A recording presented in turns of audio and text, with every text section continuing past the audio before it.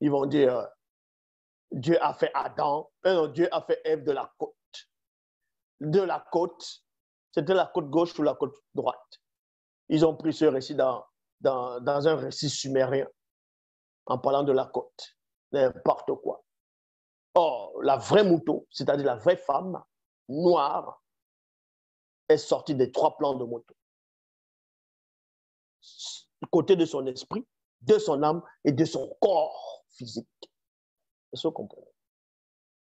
Et non de sa côte. Mais c'est pour ça qu'il était endormi. C'est pour ça qu'il entrait dans un profond sommeil mystérieux. Pour que lui-même, dans la condition du visible, ne puisse pas pénétrer, connaître le mécanisme vibratoire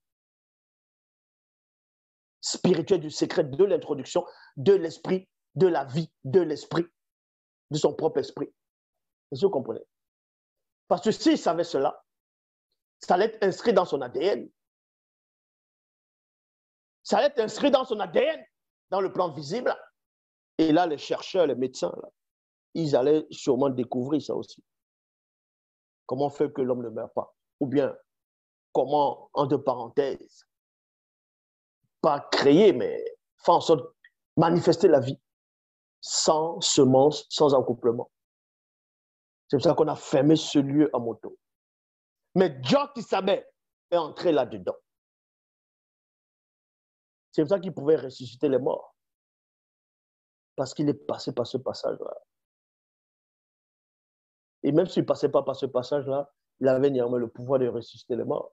Vu qu'il y a les Bartopéda Mundi, donc les gens comme les Bé, les gens comme les Sunga, ils ont ressuscité des personnes aussi. Non pas par les propres puissances, parce qu'on les a accordé cela. C'est à la porte de ce lieu mystérieux que Moto, notre ancêtre, a tous tomba dans l'oubli du néant originel, la non-conscience, de la non-existence du visible, afin qu'il ne puisse connaître le secret du mécanisme vibratoire spirituel, virgule, de l'introduction à l'existence, de la vie à partir de son propre esprit. Ouh. Ouh. Mais quand vous attendez ces genres de mots, on ne voit pas que ce n'est pas de votre époque. Ce n'est pas de votre époque.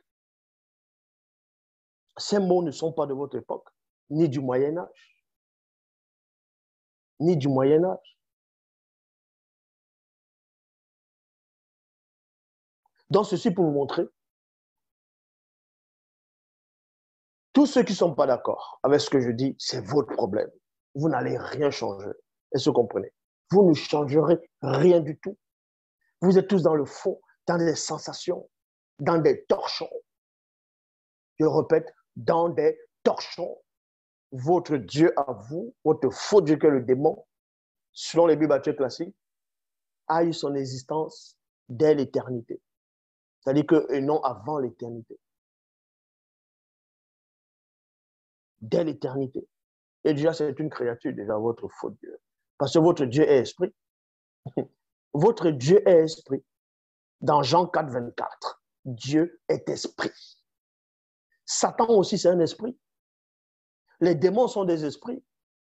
Donc, vous comprenez que si votre Dieu est esprit, Satan est esprit, ça dit qu'il y a quelque chose qui ne va pas.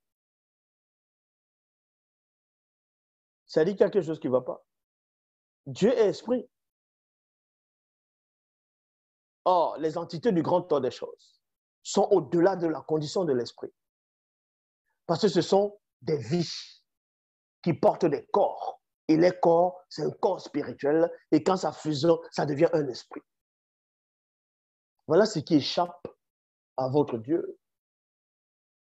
C'est ça qui échappe à votre entendement. Parce que vous raisonnez encore comme ceux du Moyen-Âge.